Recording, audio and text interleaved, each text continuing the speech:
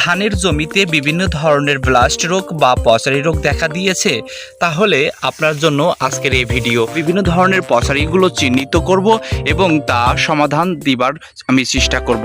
আশা করি প্রথম থেকে শেষ পর্যন্ত আমার সঙ্গে থাকবেন। ব্লাস্ট বা পচারি তিন ধরনের হয়ে থাকে। দেখুন, এই যে পাতায় এই যে দাগ হয়েছে, এগুলো মূলত এক ধরনের পচারি, বাদামি রঙের আকার ধারণ করে। এটা একটি খোলপড়া রোগ বা পচারি রোগ। বিশেষ করে কাণ্ড পচে যায়, গোড়া পচে যায় এবং শীষের গোড়ায় আক্রমণ করে এই পচারিটি।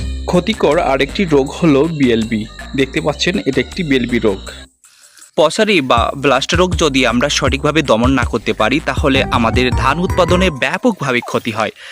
অতএব ধানের সঠিক উৎপাদন ঠিক রাখতে গেলে অবশ্যই আপনাকে এই পচারি দূর করতে হবে।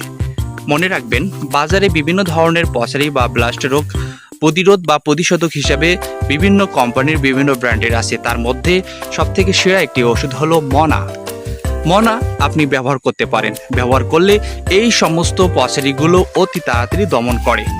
মনা প্রতি লিটার পানিতে 1 মিলি করে গাছ ভেজিয়ে স্প্রে করুন।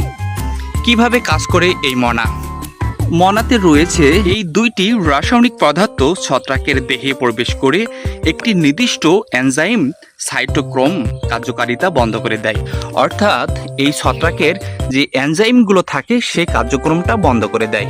ফলে ছত্রাক বা পচারি মারা যায় এবং গাছটি ধীরে ধীরে সুস্থ হয়ে ওঠে এবং খুবই দ্রুত গতিতে এই মনা কাজ করে। সঠিক সময়ে সঠিক ঔষধ ব্যবহার করব। ধানের বিভিন্ন ধরনের পচারি দমন করার জন্য অবশ্যই মনা আমরা ব্যবহার করব এবং অধিক ফসল ঘরে তুলব। মনার সাথে বিভিন্ন ধরনের কীটনাশক ব্যবহার করা যাবে, এতে কোনো সমস্যা নাই। এতক্ষণ সাথে থাকার জন্য সবাইকে অসংখ্য ধন্যবাদ। আল্লাহ হাফেজ।